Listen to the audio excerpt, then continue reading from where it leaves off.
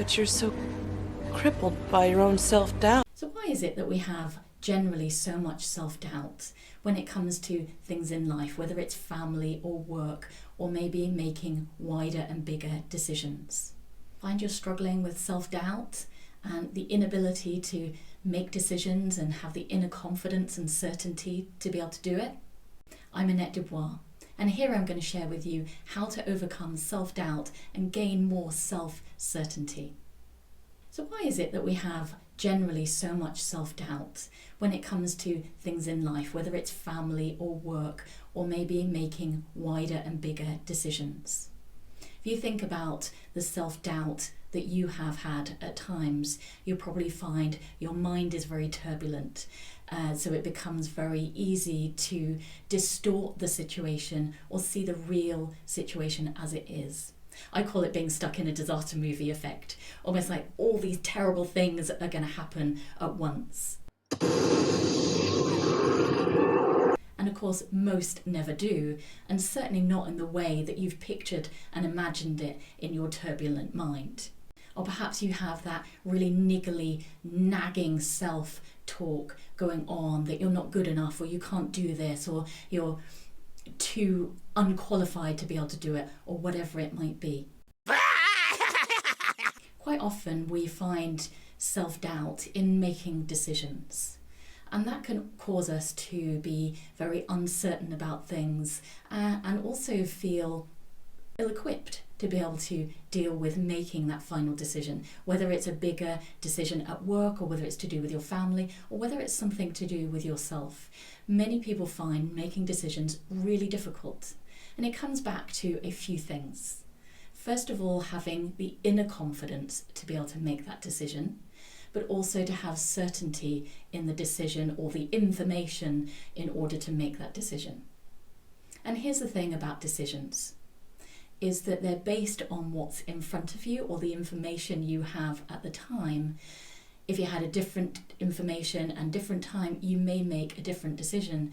But making decisions has to have certainty and inner confidence and the ability to actually make it. It's almost like that final thing. And that's where often people will revert back to sort of not minding or asking someone else to choose, because they don't have the inner confidence to make that final decision. Now, of course, self-doubts don't just relate to decisions. They often relate to whether that's a promotion at work or a pay rise or something to do with family. We often have lots of self-doubts, even within our own ability. Often hearing that very negative voice of we're not good enough, we can't do it, all the negative things that keep us stuck from being pushed forward into being who we really deserve to be.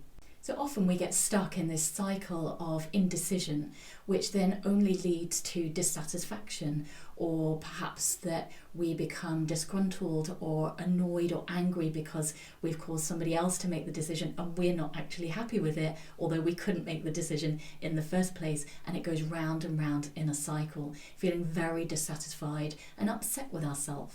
You may well have had it yourself. Something has happened, you come away from that situation and you think, I wish I'd, or if only I'd, ... And that only causes extra dissatisfaction and that whole negative cycle to continue. Now, of course, some doubts and hesitancy is really important. It keeps us safe and alive and making the right kind of decisions when appropriate. So some doubts and hesitancy are really useful. And you may have experienced where you've got something to do, whether it's work, family, or other things, chores, and you're finding there's a level of resistance or you're hesitating longer. There's a difference between procrastinating and hesitating in those kind of situations. And at that point, to question deeper. You may well have had some kind of sensation in your body, typically in your gut or your belly. There's a saying, what's your gut say, or your gut feeling? Our second brain is in our gut, our intuition, our knowing. So it means that there's something trying to tell you, perhaps look wider, ask bigger, better questions in order to come to that decision or the point that you need to. So some doubts and hesitancy are really useful, but maybe not to the point of procrastination, which keeps that negative cycle going in indecision. So what can you do when it comes to having that self-doubt and the inability to make decisions or choices that you have available? Well, first of all, it's about getting really clear with what it is. In his book, 7 Habits of Highly Effective People, Stephen Covey gave the point of begin with the end in mind. So useful. And what this really means is that we have a goal or an outcome that we want out of this situation. And the clearer we get with this, the more inner confidence and clarity and courage starts to build inside us. We become more determined in our ability to overcome this self-doubt or whatever it is that we're going through. So you begin with the end in mind, so you have a clear outcome or goal. Then you rewind back to say, okay, I need to do this step, or I need to speak to this person, or I need to do this and that in order to achieve the goal, or perhaps get more clear in the decision or the choice or whatever it is that you've got that self-doubt about. Clarity is power. And once you've got clear on that, let go of perfect. Things aren't perfect. Think about progress rather than perfection. So think about taking each step as a step towards clarity and inner certainty and confidence.